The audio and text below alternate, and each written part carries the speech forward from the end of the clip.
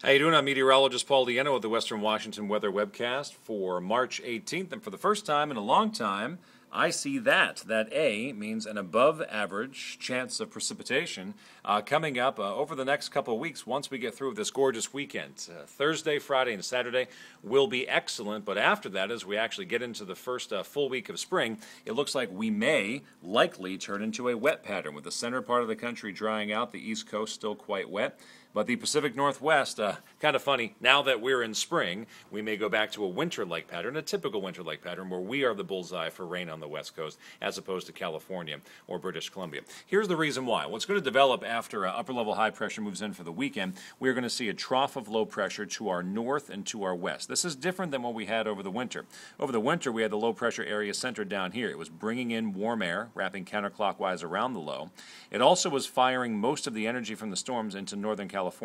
In this particular location, and this forecast is looking at 2 weekends from now, we would have the jet stream taking energy, wrapping around the low, and then firing it in our general direction, which means we have a better chance of seeing the rainfall, and we have a better chance of having temperatures coming closer down to normal, which would be the lower to mid-50s for this time of year. So this outlook that we're looking at here is the 8 to 14-day outlook, the time frame here being March 25th to the 31st, basically the final week of March. We are one of the few spots above normal with a chance of having above normal precipitation. Even the 6 to 10-day outlook, and I just love these maps from the Climate Prediction Center, cpc.noaa.gov. CPC for Climate Prediction Center, .noaa.gov. Even the 6 to 10-day outlook, which begins as soon as the middle of next week, we're looking at above normal precipitation here, but drying out down in California after a very wet winter there. So now that spring is here, ironically, we're going to get into more of a winter-like pattern of having a good chance of rain, at least through the end of March. That is more likely than not. But what you want to know is the weekend, and it's going to be nice. We're going to have chilly starts, but lots of sunshine and a spring-like feel in the air. And here's the reason why.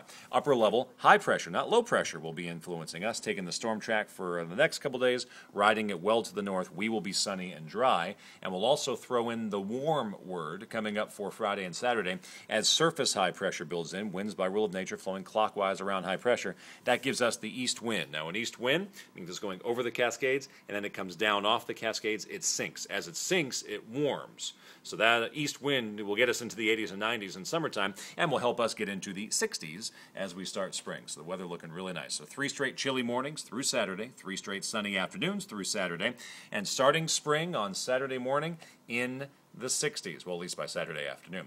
56 degrees the high on Thursday, partly cloudy skies. Friday and Saturday looking excellent with highs in the lower 60s, and then see what happens. We switch to more of a showery pattern with highs back down to normal. Nothing too terribly bad. We've been through this before in Seattle. It's typical Western Washington weather, but it's been so atypical recently that getting back to showers for several days, now that we start spring, is kind of ironic. But we'll be there for most of next week, and the long-range models say we may be in that type of pattern for more than a week, perhaps through the end of March. So enjoy the sunshine while we have it, because we do have it through Saturday. That is your Western Washington Weather Webcast. I'm meteorologist Paul Diano. Hope you have an awesome day.